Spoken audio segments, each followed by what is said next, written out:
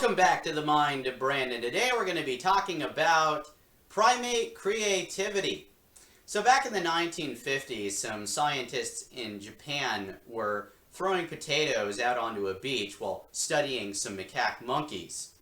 And it was interesting to see that eventually one of the female macaques decided to take a potato down to the water and started washing the sand off the potato before she started eating it. Now, monkey see, monkey do. Some of the other macaques, observing this, decided to, start doing exactly the same thing. Eventually, all the younger macaques were washing their potatoes. Well, what about the elder macaques? Well, they were apparently a little more reluctant to adopt this new fad of the younger generation. So, the macaques of the 1950s have, of course, since died off, but the custom of washing their potatoes has been handed down from generation to generation. So now most of them are still washing their potatoes. The study of non-human primates is, of course, interesting when one considers the evolution of earlier primates to humans. But it's also interesting when we consider the evolution of cultural customs from earlier primates to humans. Because, of course, we have not just evolved biologically from earlier primates, we have also evolved culturally from earlier primates. Today, of course, we have all this advanced technology that is way beyond that of anything we've seen from any of the other species in the animal kingdom. But at the same time, all you got to do is study the history of the evolution of this culture or that one to get kind of a picture of how all this technology gradually came about from earlier forms of technology. 2.6 million years ago, proto-humans living in Africa were crafting the earliest known stone tools. As their descendants spread through Africa and into the other continents, they had to adapt to different environments, and as they adapted, their technology evolved. One of the most interesting stone tools that we found is the Acheulean hand axe, also known as the Stone Age Swiss Army knife, because it was a multi-purpose tool. It may have been used for shaving the ends of sticks to craft them into spears, as well as like a trowel for digging up roots and bulbs and tubers. Of course, it could have also been used for butchering meat and scraping skins, and experiments have been done that demonstrate it may even have been used as a sort of projectile weapon. Even modern-day chimpanzees have been seen trying to use sticks and stones as tools, without really crafting them into anything special. This little guy right here, he's of course trying to crack open a nut with a stick. It's not really working out so well. Look at that. Trying to smash it. He just breaks his fucking stick.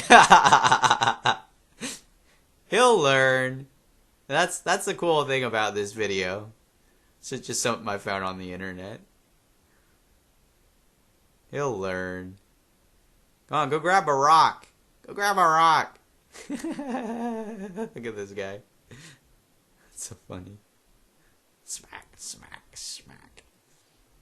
Yeah, there's no audio because there was music on the track and that was it. I don't know. It's not my fault. There. Yeah, he's got a rock now. Look at that. Smack. Smack. Smack. See? He's breaking it open. Look at that. He adapted. You see that? That's what we're talking about. He was using a stick. It wasn't working out so well. So he grabbed a fucking stone. He smashed that fucking nut open and now he's got lunch. Awesome. Totally fucking awesome. This is actually a spear that an adult female named Lucille, that we call Lucille, made to try and obtain a bush baby. So what she did was break off a live branch and then used it to jab into the hole where the bush baby was in an effort to get it. Now look at this guy. This is actually from the same documentary as the chimp with the spear. But yeah, these guys are gonna go fishing for termites, right? He's got a little twig. Uses that to fish the termites out of a hole. Look at that. Chomp chomp. Yum yum yum. Another interesting behavior observed among chimpanzees is the evidence for some kind of moral compass. Chimpanzees can inflict extreme violence on a member of an outside community, but an attack on an adult member of the same community is so unheard of that anthropologists only had one on record. Which is why Watts's footage of this extraordinary assault raises so many questions.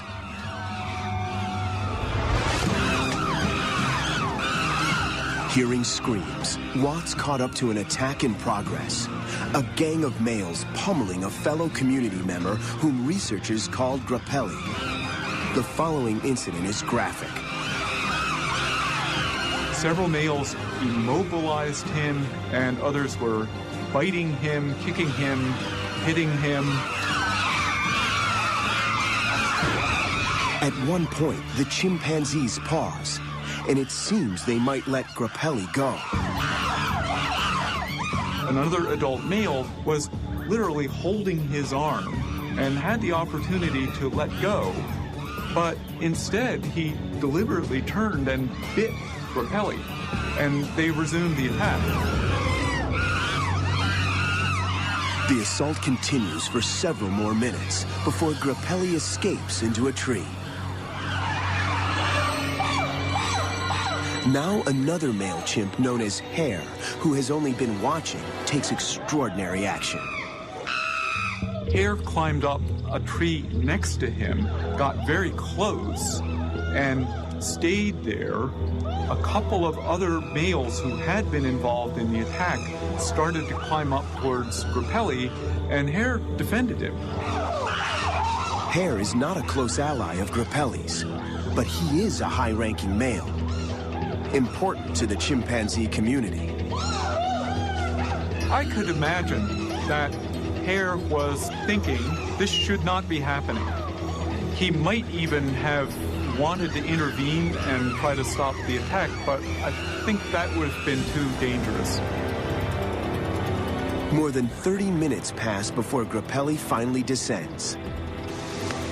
He begins limping away from the community towards isolation. Except that Hare went with him. Again, quite remarkable. As if he was interested, he was concerned. And I think there was empathy between Hare and Grappelli.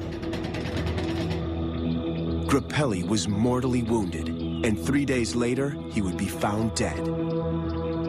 Watts isn't sure if the attack was spontaneous or chillingly calculated, but he saw one clue in the character of Grappelli.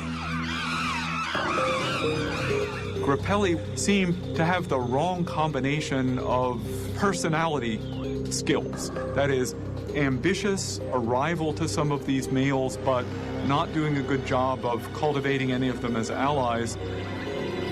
I think that they might simply have gotten rid of a rival. Perhaps another clue lies in the chronic violence of a close relative to these primates, humans. One of the other mammals in which groups of males cooperatively engage in attacks on members of other groups is humans. And what chimpanzee males do looks rather disturbingly like that kind of behavior in our own species. Yet the behavior of Hare suggests astonishing levels of empathy and an awareness that the community had lost its moral compass. I think that Hare certainly was doing a lot of complex social reading of the situation. He certainly acted as if he thought that was wrong, it should not have happened at all, and I'm not going to allow it to resume. I'm not going to allow anyone to do more. Hare shows that while chimpanzees may possess the terrible ability to coordinate group attacks, they may also have the capacity to empathize and comfort, very much like their human counterparts. Now, something I think worth mentioning is that throughout human history, our moral codes, or law codes, if you will, have often been accompanied with some kind of a religion. Here we see the dominant male, the chimp's CEO, leader of the pack, and warlord, establishing his place at the top of the group's hierarchy through displays of his physical prowess. To further intimidate any pretenders to the throne, he uses empty kerosene cans stolen from a nearby camp to enhance his display. Bling is not a human invention.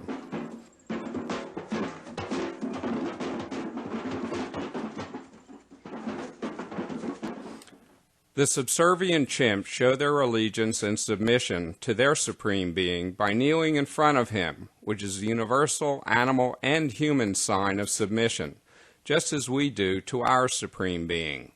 The dominant male's loyal followers look to him for protection, their anxieties relieved knowing he, their supreme being, is in charge. Watch what happens when a thunderstorm breaks out. The subservient chimps cower, but their leader responds to the threatening sounds of thunder and lightning by giving his own threat display back. Racing around, banging tree limbs, throwing rocks. "You can't intimidate me," he says. "I'm in charge here. Take that." Yeah, that guy was raising some really good points. There really are some ethnographic parallels we can draw between chimpanzees and some of the ancient civilizations that had animistic religious perspectives. Animism, that's basically seeing the various aspects of nature to be peopled with sentient beings. Gods, right? Okay, that's where the concept of gods comes from. We're seeing the various aspects of nature as peopled with sentient beings. And that's exactly what the chimpanzee seemed to be doing there in that video. You can see the chimpanzee is kissing his hand like he's a freaking king or something like that. And that, what he's talking about, that's legit. That's something we see in our ancient history with kings. In ancient Egypt, the king was actually deified. He was considered a god incarnate. Is associated with the god of the sky, the falcon god, Horus. I've, of course, talked about that in previous videos. So chimpanzees actually provide us with an interesting reflection of our own evolutionary past. Not that we're evolved from modern-day chimpanzees, but we certainly share a common ancestor from probably around like 6 million years ago, something like that, right? And it would have been something rather chimpanzee-like, right? It would have been more chimpanzee-like than it would have been human.